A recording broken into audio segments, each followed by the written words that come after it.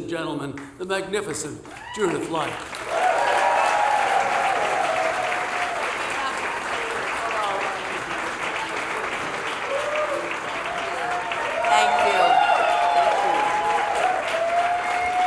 Thank you so much. Thank you, Tom.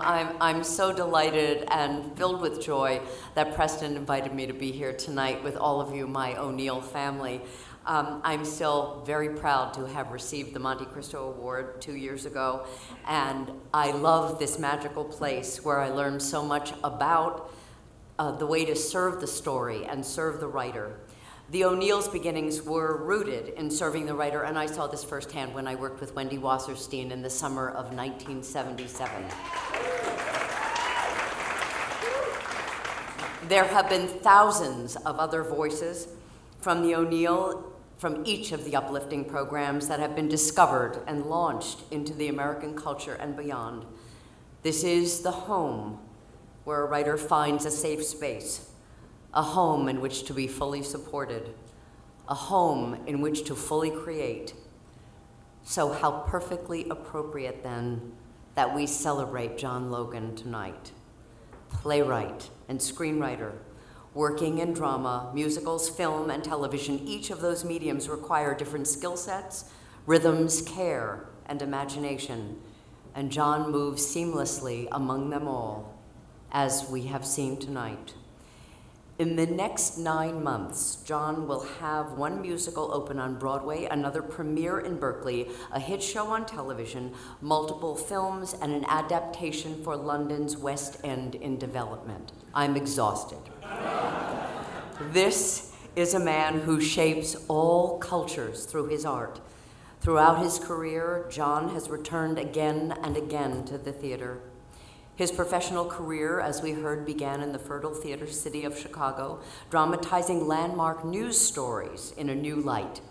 This experience of exploring the possibilities of theater in telling stories in new and innovative ways was echoed in 2017 when his musical Superhero had an off-Broadway run that was developed originally at the O'Neill. The show just finished a sold-out run at the second stage off-Broadway, and I have to say that I saw a bit of it in development that summer at the O'Neill, and then I saw it off-Broadway, and it took my breath away. It was moving and touching and powerful, everything that John Logan is.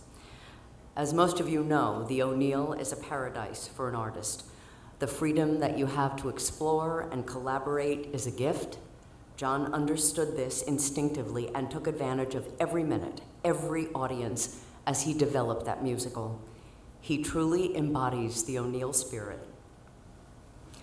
The Monte Cristo Award honors an artist who shares Eugene O'Neill's unceasing artistic excellence and pioneering spirit. It is a particular delight to honor John, a writer like O'Neill, with this award for his remarkable body of work and also for all the glorious creations that we know lie ahead. So my friends, it is my extreme privilege to ask you to please join me in giving a very warm welcome to this extraordinary man, this creator of unlimited vision, this artistic genius, this superhero, John Logan.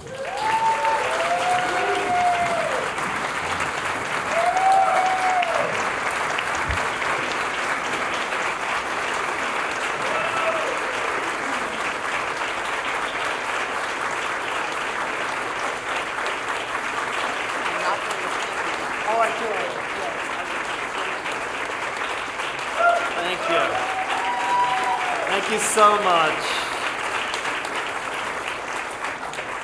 Thank you, it's wonderful. You know, I was talking to my husband about tonight, and you know, it's ironic because I've had, you know, in the 40 years, I wrote my first play 40 years ago. Yeah. I've had, I know, shocking, right? I've had one philosophy, which is keep your head down and do your work. And a night like tonight makes that well-nigh impossible, because I'm looking at the depth of what I've done with my life and what I hope to do with my life. And thinking about it, You know, we in this room, we in the theater, have a very unique job, which is we aspire to vulnerability. And I can't think of many people in the world who do that. And what that means for a dramatist is, you know, you face the blinking cursor or the blank page, the old Smith Corona in my early days, and you start exposing yourself, you know, your ideas, your soul, your thoughts, and you put it on paper, and you're very vulnerable. And then you hand it to someone, and it's a director, and a theater, and producers. And then it goes out to an audience, and to critics. And you're completely naked, you know. So I started thinking about what is the process that takes a nervous little yearling deer, you know, and turns him into the great 16-point stag you see standing in front of you. And what it is the support you get. And I came into the theater world in a particularly fortuitous time. I graduated from Northwestern. I wrote my first play at Northwestern into a Chicago theater that was exploding. Steppenwolf had just opened. Everyone was opening a theater. Everyone wanted new work. So theaters like Stormfield, Wisdom Bridge, Next, Remains, Body Politic, committed to doing new work. The poignancy to that is those theaters no longer exist. For a brief time, they gave artists a home. Luckily, some theaters I was lucky enough to work at, Victory Gardens Theater, the Goodman, still exist and continue to give institutional support to young writers learning how to do it. And in my 10 years in Chicago, when I was learning to write plays, I worked at the Northwestern Law Library, and I shelved books for 10 years. And I had no money, but I had the support of people who believed in me. Terry McCabe, Dennis Zacek, Bob Falls, great directors who said, this play's mad, let's do it.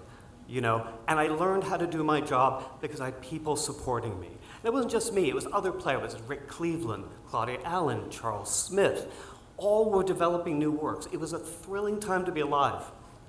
And, you know, it taught me how to do my job. And gradually, those people gave me armor.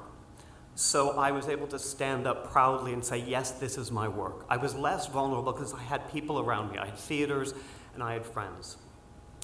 And looking over the sweep of my sort of career, you know, and my career where I hope to go, the closest relationships I've always had is with directors. And I always think it's a bit mad when directors direct their own work. Because I'm like, you're cutting off your right arm. You're cutting off half of your brain and your soul because you need that person to sort of filter with, to work with, to inspire you. And, you know, working with someone like Michael Grandage, who dragged me out of cinema and back to the stage, you know, made me a better writer because he's so good.